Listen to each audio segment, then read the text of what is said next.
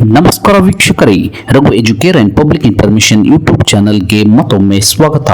PM Kisan Samman Nidhi ಯೋಜನೆಯ 23ನೇ ಕಂತಿನ ಹಣಕ್ಕಾಗಿ ಕಾಯುತ್ತಿರುವವರಿಗೆ ಬಿಗ್ ಅಪ್ಡೇಟೆಡ್ ಮಾಹಿತಿಯೊಂದು ಬಂದಿದೆ. ಹೌದು, ಪಿಎಂ ಕಿಸಾನ್ ಸಮ್ಮಾನ್ ನಿಧಿ ಯೋಜನೆಯ 23ನೇ ಕಂತಿನ ಹಣ ಯಾವಾಗ ಬರುತ್ತದೆ, ಎಷ್ಟು ಹಣ ಬರುತ್ತದೆ, ಯಾರಿಗೆಲ್ಲ ಬರಲಿದೆ ಎಂಬುದರ ಬಗ್ಗೆ ವಿವರವಾದ ಮಾಹಿತಿಯನ್ನ ಈ ವಿಡಿಯೋದಲ್ಲಿ ತಿಳಿಯೋಣ. ಹಾಗಾಗಿ ನೀವು 23ನೇ ಕಂತಿನ ಹಣದ ನಿರೀಕ್ಷೆಯಲ್ಲಿರುವ ರೈತರಾಗಿದ್ದರೆ, ರೈತರ ಮಕ್ಕಳಾಗಿದ್ದರೆ ಈಗಲೇ ಈ ವಿಡಿಯೋಗೆ ಲೈಕ್ ಮಾಡಿ, ಸ್ಕಿಪ್ ಮಾಡದೆ ವಿಡಿಯೋನ ಕೊನೆವರೆಗೂ ನೋಡಿ ಮಾಹಿತಿಯನ್ನ ತಿಳಿದುಕೊಳ್ಳಿ. ಅದಕ್ಕೂ ಮುಂಚೆ ನೀವು ಇನ್ನು ನಮ್ಮ ಚಾನೆಲ್ಗೆ ಸಬ್ಸ್ಕ್ರೈಬರ್ ಆಗಿರದಿದ್ದರೆ ಈಗಲೇ ಕೆಂಪು ಅಕ್ಷರದಲ್ಲಿರುವ ಸಬ್ಸ್ಕ್ರೈಬ್ ಪದದ ಮೇಲೆ ಕ್ಲಿಕ್ ಮಾಡಿ, ಪಕ್ಕದಲ್ಲಿ ಬರುವ ಬೆಲ್ ಬಟನ್ ಅನ್ನು ಒತ್ತಿ ಆಲ್ ಅಂತ ಸೆಲೆಕ್ಟ್ ಮಾಡಿಕೊಳ್ಳಿ. ಹೌದು ರೈತ ಬಾಂಧವರೇ, ಪಿಎಂ ಕಿಸಾನ್ ಸಮ್ಮಾನ್ ನಿಧಿ ಯೋಜನೆಯು ದೇಶದ ರೈತರಿಗೆ ಅತ್ಯಂತ ಅನುಕೂಲಕಾರಿಯಾದ ಯೋಜನೆ ಎಂದರೆ ತಪ್ಪಾಗಲಾರದು.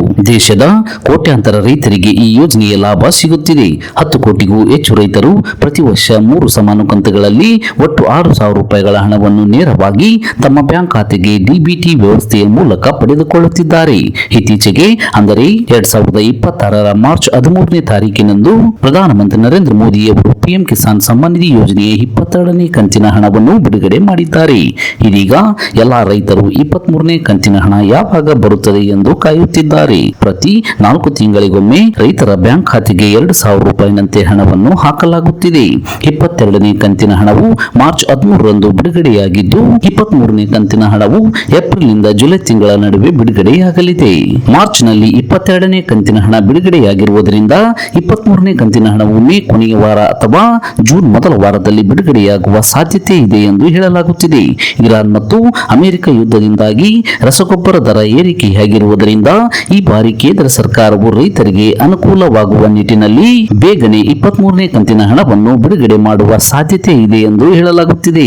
ಇನ್ನು ನಿಮಗೆ 23ನೇ ಕಂತಿನ ಹಣ ಯಾವುದೇ ಅಡೆತಡೆ ಇಲ್ಲದೆ ನಿಮ್ಮ ಬ್ಯಾಂಕ್ ಖಾತೆಗೆ ನೇರವಾಗಿ ಬಿಡುಗಡೆಯಾಗಬೇಕೆಂದರೆ ನೀವು ಕಡ್ಡಾಯವಾಗಿ ಈ 3 ಕೆಲಸಗಳನ್ನ ಮಾಡಲೇಬೇಕು. ಮೊದಲನೆಯದಾಗಿ, ನೀವು ನಿಮ್ಮ ಬ್ಯಾಂಕ್ ಖಾತೆಗೆ ಆಧಾರ್ ಸಂಖ್ಯೆಯನ್ನ ಲಿಂಕ್ ಮಾಡಬೇಕು. ಎರಡನೆಯದಾಗಿ, ನೀವು ಈ ಕೆವೈಸಿಯನ್ನ ಮಾಡಿ ಮುಗಿಸಬೇಕು. ಮೂರನೆಯದಾಗಿ, ಕಂದಾಯ ಇಲಾಖೆಯಿಂದ ನಿಮ್ಮ ಭೂಮಿಯ ದಾಖಲೆಗಳ ಪರಿಶೀಲನೆಯನ್ನ ಮಾಡಿಸಬೇಕು. ಈ 3 ಕೆಲಸ ಮಾಡಿದರೆ ಮಾತ್ರ ನಿಮಗೆ 23ನೇ ಕಂತಿನ ಹಣ ಬರುತ್ತದೆ, ಇಲ್ಲಾಂದ್ರೆ ಹಣ ಬರುವುದಿಲ್ಲ.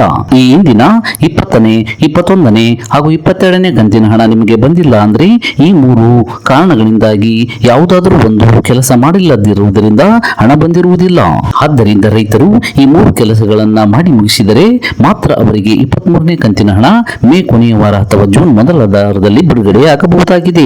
ಇದಿಷ್ಟು ಇವತ್ತಿನ ಪ್ರಮುಖ ಮಾಹಿತಿಯಾಗಿದ್ದು, ಆದಷ್ಟು ಈ ಮಾಹಿತಿಯನ್ನ ಎಲ್ಲ ರೈತ ಬಾಂಧವರಿಗೆ ತಲುಪುವವರೆಗೂ ಫೇಸ್ಬುಕ್ ಮತ್ತು ವಾಟ್ಸ್ಆಪ್ ಗ್ರೂಪ್ಗಳ ಮೂಲಕ ಮರೆಯದೆ ಶೇರ್ ಮಾಡಿ. ಈ ವಿಡಿಯೋವನ್ನು ಕೊನೆವರೆಗೂ ನೋಡಿದ್ದಕ್ಕೆ ಧನ್ಯವಾದಗಳು. Thanks for watching this video. Please subscribe for more videos. If you like this video, click the like buttons and give your comments.